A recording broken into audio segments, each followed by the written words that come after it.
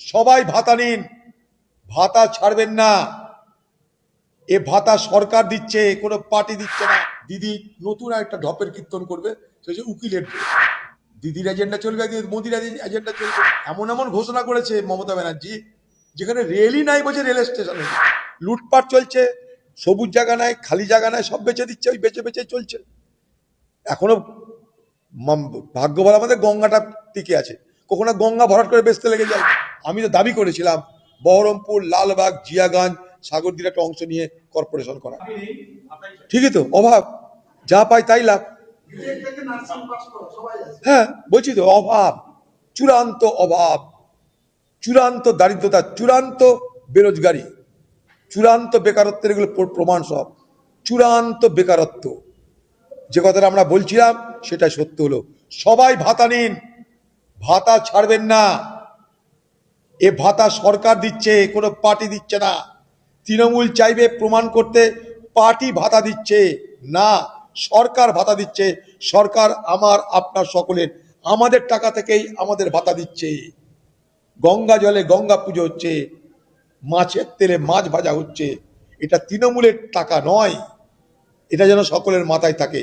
এটা সরকারি টাকা, সরকারি টাকা মানে পাবলিকের টাকা। এ তো নতুন কথা নয়। হিন্দুত্বই তো বিজেপির একমাত্র এজেন্ডা। তো এই এজেন্ডা নিয়ে সারা ভারতবর্ষে ভোট করছে, বাংলাতে ভোট করবে। একদিকে দিদির এজেন্ডা চলবে, একদিকে মোদির এজেন্ডা চলবে। ভাগ করে নাও বাংলাকে হিন্দু আর মুসলমানে, এই তো খেলা হবে। যা হয়ে আসছে গত কয়েক বছর ধরে, এবারেও তার পুনরাবৃত্তি হওয়ার চেষ্টা হবে। তার সঙ্গে মিথ্যা কথা বলা হবে, অপবাদ দেওয়ার আলোচনা হবে, সন্ত্রাসের গল্প হবে, অনেক কিছু হবে। এখন এতে সবে শুরু। এ রথ কত পথ পার হবে দেখুন। দিদি আবার, আমার তোমার দিদি আবার উকিলের ড্রেস পরে নেমে যাবে মনে হয়। এর আগে হুইল চেয়ারে ভোট করেছিল, আমি বলেছিলাম পা ভাঙা নিয়ে দিদি হুইল চেয়ারে বসেনি। দিদি ভোটের জন্য হুইল চেয়ারে বসেছে। যেদিন ভোট শেষ হবে, যেদিন রেজাল্ট বেরিয়ে যাবে, দিদির হুইল চেয়ারে চড়া বন্ধ হয়ে যাবে। আপনারা মনে করে দেখুন, যেদিন ভোটের রেজাল্ট বেরিয়েছে, দিদির হুইল চেয়ার ছেড়ে নেমে গেছে রাস্তায়। এবার আমার ধারণা দিদি নতুন একটা ঢপের কীর্তন করবে, সে হচ্ছে উকিলের ড্রেস। কারণ এসআর জন্য সুপ্রিম কোর্টে তিনি লড়েছেন, এটা তাকে প্রমাণ করার জন্য চেষ্টা করতে হবে। এবার উকিলের একটা ড্রেস তাকে দেখতে পাবে। কি আছে, কিছু নেই তো কি করা যাবে, নেই তো নেই। এখানে কি হয়েছে, যেটা জমি জায়গা বিক্রি হয়ে যাচ্ছে, সব লুটপাট চলছে, সবুজ জায়গা নাই, খালি জায়গা নাই, সব বেচে দিচ্ছে, ওই বেচে বেচে চলছে। এখনো ভাগ্য বলা আমাদের গঙ্গাটা টিকে আছে, কখনো গঙ্গা ভরাট করে বেচতে লেগে যায়। হ্যাঁ নিশ্চয়ই বঞ্চনা, চূড়ান্ত বঞ্চনা। আমি তো দাবি করেছিলাম বহরমপুর, লালবাগ, জিয়াগঞ্জ, সাগরদির একটা অংশ নিয়ে কর্পোরেশন করার। আরামসে কর্পোরেশন করা যায়। যে হারে জনসংখ্যা বাড়ছে, মানুষের যা দাবি বাড়ছে, পরিকাঠামোর যা প্রয়োজন, তাতে এই মুহূর্তে বহরমপুর কর্পোরেশন করা দরকার।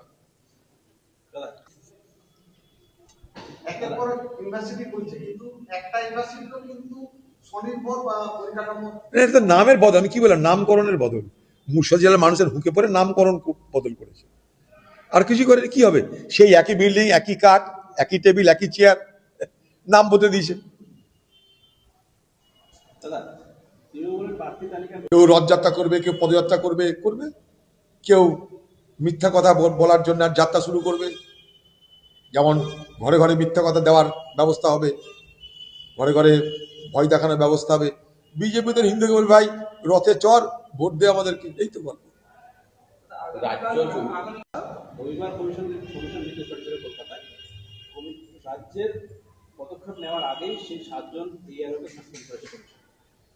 দেখুন, কমিশনের হাতে অনেক আইন আছে নির্বাচনকে কেন্দ্র করে। সেই আইন কমিশন প্রয়োগ করতে পারে কিনা আমার তো কিছু বলার নাই। আমরা কি চাই, রাজ্য এবং নির্বাচন কমিশন উভয়ে মানুষের কথা ভেবে, ভোটারদের কথা ভেবে তাদেরকে সহযোগিতা করার রাস্তা প্রশস্ত করুক। নির্বাচন কমিশন কোনো অসৎ উদ্দেশ্য নিয়ে কিছু যদি করতে যায়, রাজ্যের উচিত সে অসৎ উদ্দেশ্যকে খর্ব করে দেওয়া। কিন্তু আমরা দেখতে পাচ্ছি এখানটায় যে কেন্দ্র, এই নির্বাচন কমিশন এবং রাজ্য উভয় মিলে তাদের যে সংকীর্ণ মানসিকতা দ্বারা পরিচালিত হচ্ছে, তাতে মানুষের আরো ঝঞ্ঝাট বাড়ছে, মানুষের সমস্যা বাড়ছে।